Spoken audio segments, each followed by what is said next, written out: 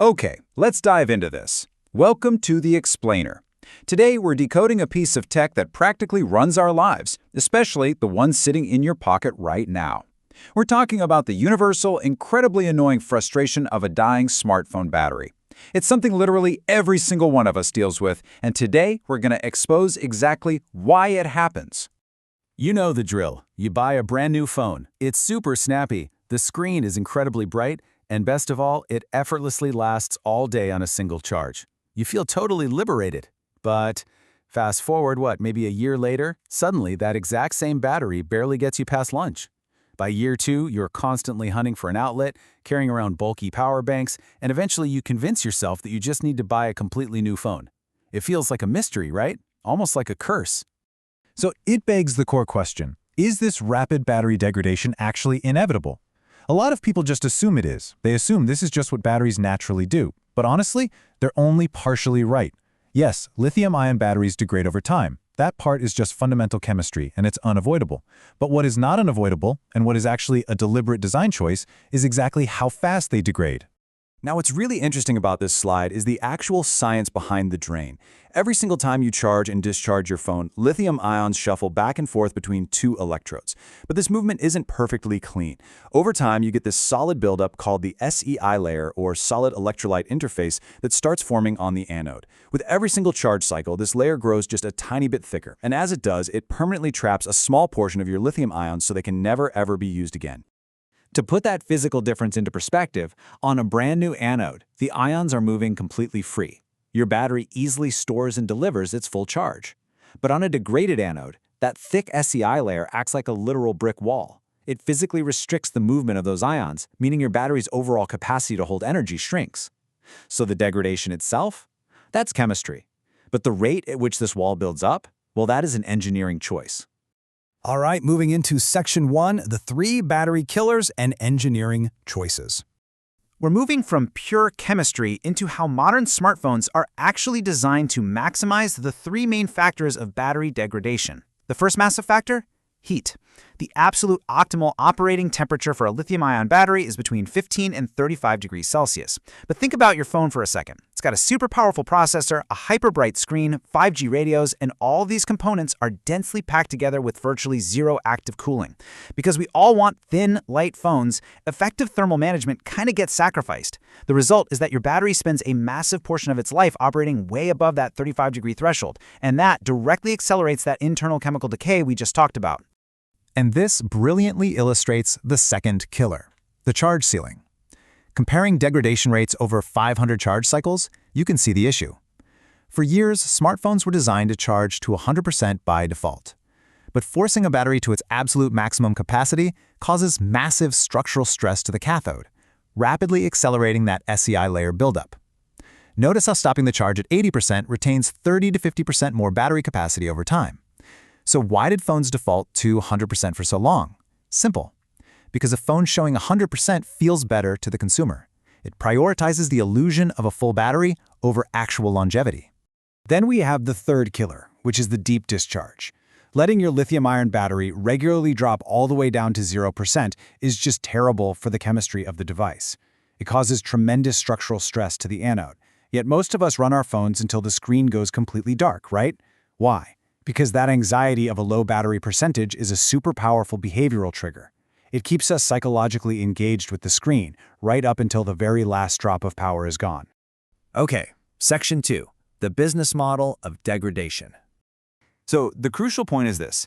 We understand the chemistry and we get the engineering. But let's look at the economics. Smartphone manufacturers operate on a strict replacement cycle business model. Global annual revenue relies heavily on consumers deciding to buy a new device roughly every 2 to 3 years. And what is the absolute number one thing that pushes a consumer to buy a new phone? A degraded battery that can't make it through the day. If manufacturers design phones with robust cooling and aggressive charge limits, the battery would last twice as long. But extending your battery life fundamentally extends the replacement cycle, which ultimately cuts right into their annual revenue. Now, this structural tension between longevity and revenue became highly visible during the 2017 Apple battery controversy. Basically, here's how that unfolded. First, users' batteries naturally degraded over the first year or two. Then, Apple implemented software updates that deliberately throttled or slowed down the performance of those older iPhones. Apple stated this was a necessary safety measure to prevent unexpected device shutdowns caused by degraded batteries. Critics, however, argued that quietly slowing down the phones created a massive unstated incentive for users to just go buy a new iPhone. Ultimately, this led to a $113 million class action settlement, and it permanently forced the entire industry to become a lot more transparent about software and battery health. Which brings us to Section 3, the right to repair your device. This perfectly transitions into a broader, highly debated topic in the tech world today, the right to repair. For years, manufacturers have put strict limits on user access. We're talking about non-removable batteries glued right into the chassis, proprietary screws that require special tools, and software locks that disable features if an unauthorized battery is detected. Manufacturers argue these design choices are strictly for device waterproofing, structural integrity, and consumer safety. On the other side of the aisle, right-to-repair advocates argue these are anti-competitive tactics designed for planned obsolescence, essentially forcing you to upgrade rather than just easily swapping in a $50 replacement part. How long your device lasts is directly tied to both repairability and how you treat it. Think of your phone battery like a high-performance athlete. The battery's chemistry is like the athlete's biological baseline. It has a natural lifespan that obviously can't be extended forever. But how you train, manage, and care for that athlete completely dictates the length of their career. An athlete managed well is going to perform at peak levels for much longer than one managed carelessly. You actually have agency over the rate of your battery's decay. Let's move to and see how this builds into Section 4, maximizing your battery lifespan.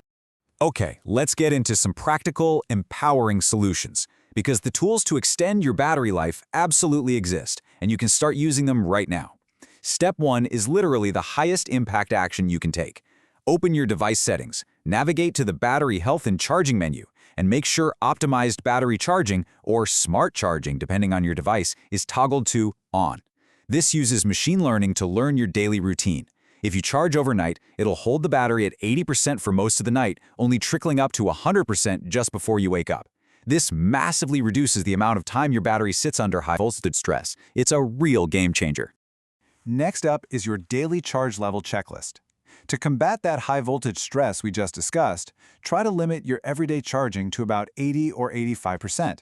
Reserve those full 100% charges only for days when you know you'll be away from a charger for a long time.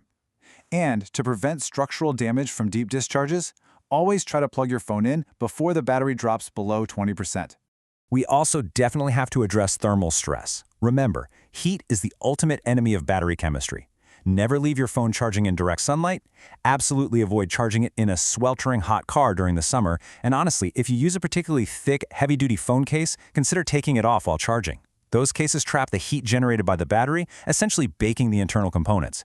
Finally, set up a simple maintenance schedule. Make it a habit to check your battery health percentage in your settings about once a month. This is the most honest indicator of your phone's lifespan. Once that number drops below 80%, your device is operating significantly below its designed capacity. But hey, instead of buying a whole new phone, look into getting a cheap, official battery replacement. It restores the phone to day one performance for a fraction of the cost. I want to leave you with this idea to keep in mind every single time you plug your device in. The chemistry sets the ceiling. Your habits set the floor. Sure, the manufacturers might set the rules of the game with their design choices, but you are the one playing it. By understanding the science, you take back control. Your battery is not a fixed, magical component. It is a consumable resource. So I leave you with this. Knowing what you know now about the chemistry, the engineering, and the business models, are you really going to let a consumable battery dictate your next $2,000 smartphone purchase? Take control of your tech habits, protect your devices, and keep learning. Thank you so much for joining me for this explainer, and I'll catch you in the next one.